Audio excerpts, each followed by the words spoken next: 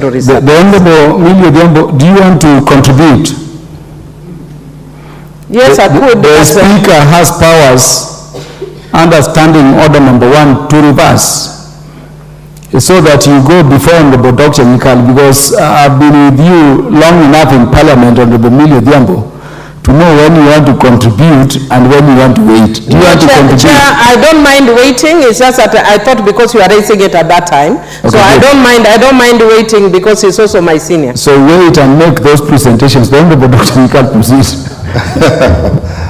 Thank you, Mr. Speaker, for giving me opportunity. Mr. Speaker, this is a very important bill, and I rise to support it. And Mr. Speaker, the objective of this is to actually get a legal framework for coordination. And Mr. Speaker, emergencies on the disasters normally have an emergency element. So most disasters will have an emergency element. And if there's an emergency element, there is need for preparedness, and these are things that actually have to be done before.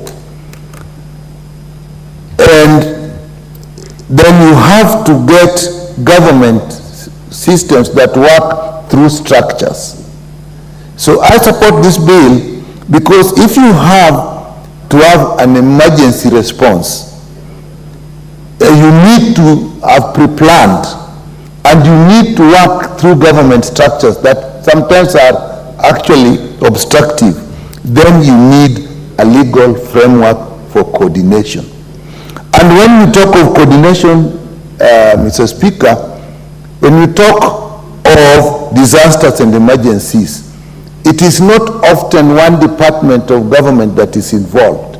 It will actually involve many. It will involve security.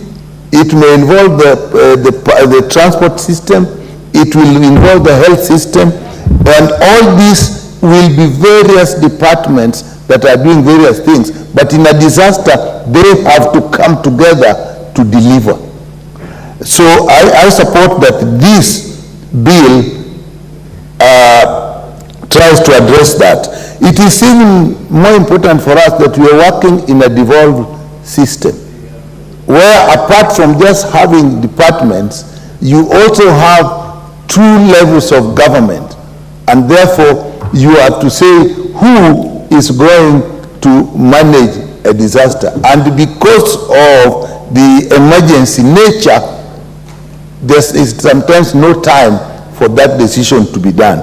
Therefore, getting structures is important, and that, Mr. Speaker, is why I actually support this. It gives us those structures. And if you're dealing with risk, then it's not only taking action, but actually looking at prevention. Every disaster, we must find out why it happened, is it likely to happen again, and put in place preventive measures. This bill actually talks of classification of risk, and I think you have raised the issue of clause 33.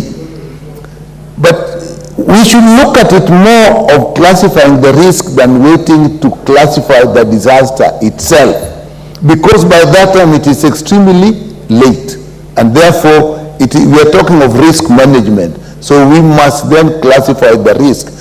If we have a history, and it also talks about information, we have an information, we have a risk. What we talk of Budalangi, we talk of Nyando.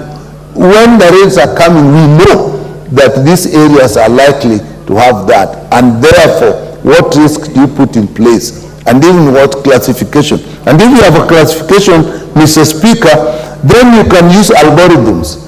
You can't wait until it happens, then now say, okay, this one is there. You say, if this one happens, this is what needs to be done. That is how you actually manage emergencies. You don't wait. You have algorithms, and with those algorithms, you also put up SOPs, how you respond, yeah, so that you know with this is what you do, and this is what should be done. And then if you have structures, that also will tell you who should do it. And therefore, Mr. Speaker, I support the Intergovernmental Council of disaster risk management. You must really look at the word risk more than just disaster.